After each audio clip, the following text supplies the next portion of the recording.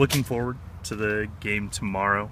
Been a little while since we've seen Houston, 2 months now.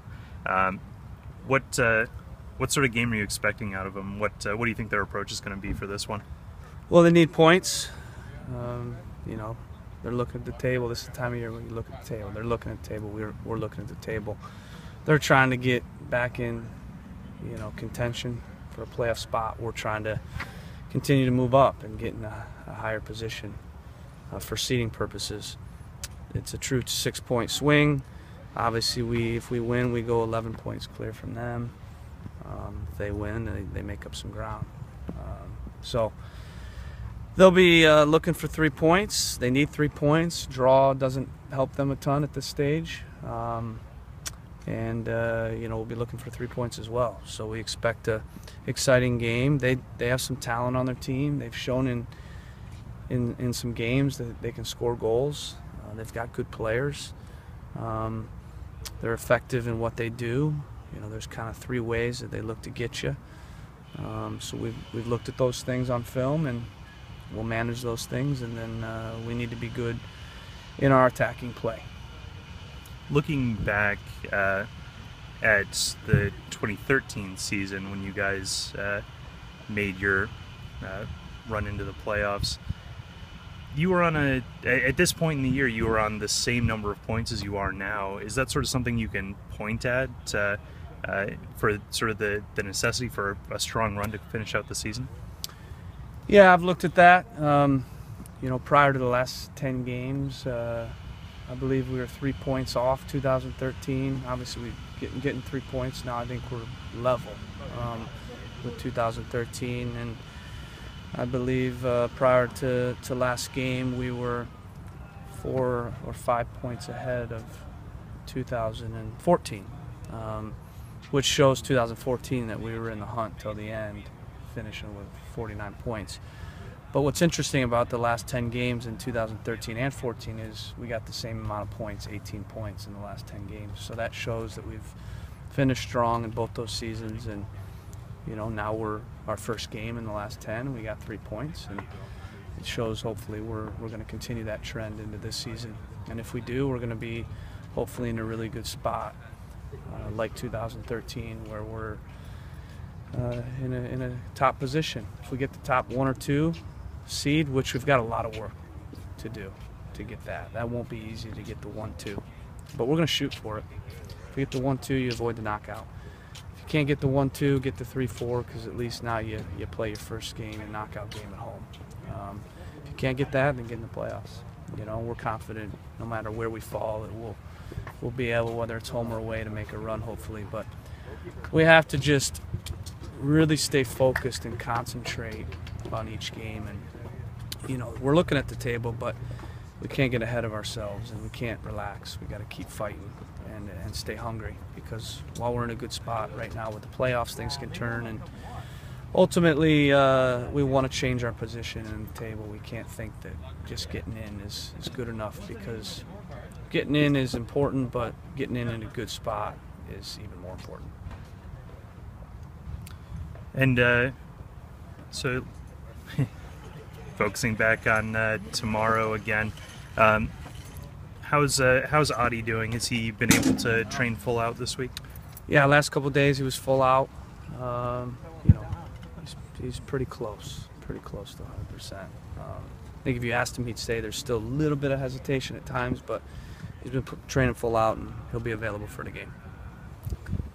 Having both him and Lucas Milano potentially available to start, is it possible that we could see the 2 of them get the start together for the first time?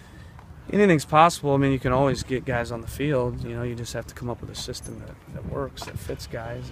And to do that, we'd have to shift Larry wide.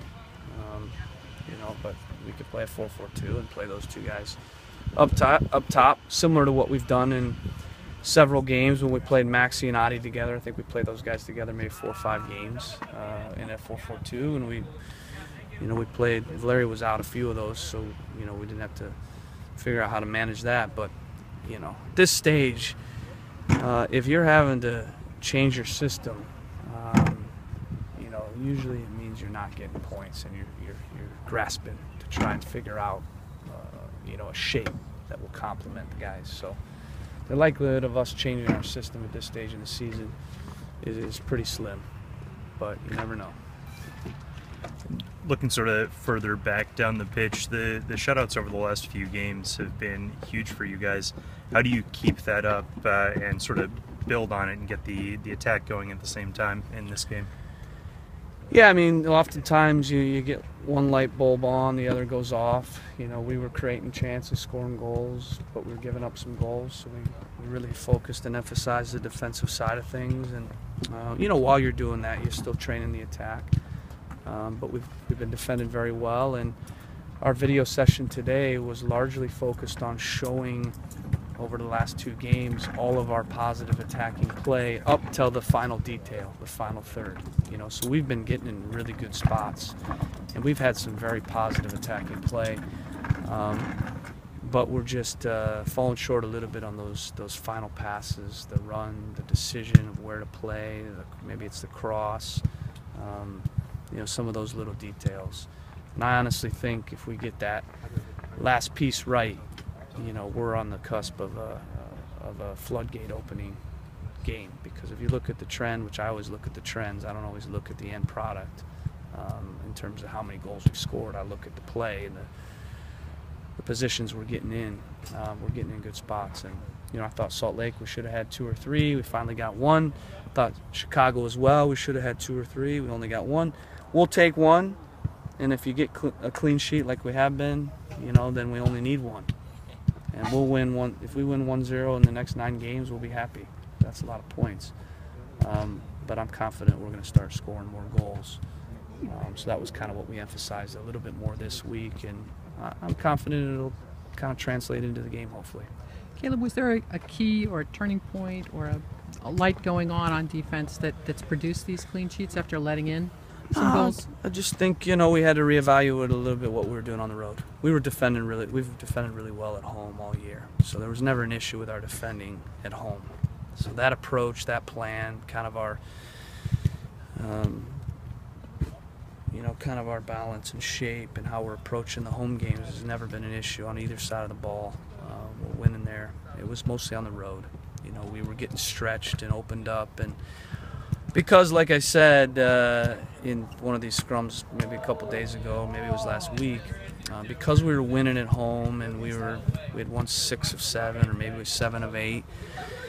We felt we could go on the road and try to boss games, and from a psychological standpoint, I felt that was the right way to go about it. But we got punished a little bit by getting a little bit too opened up. Our lines were too high, and we maybe weren't pragmatic enough in how we were managing our shape and balance. And case in point was LA. Although I thought we played well for periods, I don't think it was a 5-0 loss. I really don't. When you look at chances, possession, all that. But all that matters is the score line, and we were giving up too many goals. Probably because we were letting a team like LA, a team like Dallas, good teams, we were letting their key players get clear chances, getting in good spots. So we were getting as many chances as they were. We had as much possession as those teams. It was pretty even overall. They were more effective in finishing their chances, but they were getting in really good spots. You can't allow a guy like Keane to get in a really good spot. You can't allow a guy like Mauro Diaz or a guy like Castillo to get in a really good spot. So we downshifted a little bit in terms of how we were playing on the road and kept our back 6 a little more intact. We weren't letting those guys fly up the field quite as much. We stayed a little more compact in terms of when we were looking to chase and press. We just kind of downshifted everything a little bit, and I thought because of that, the tempo slowed. Because of that, we were more compact. Because of that, now teams had a little more possession on us, which they have, but they're not getting in good spots as much. And they're getting shots from distance, they're getting crosses, but they're not breaking us down. And they're not getting as many final third entries. Thanks, Caleb. Thank you. Thank you.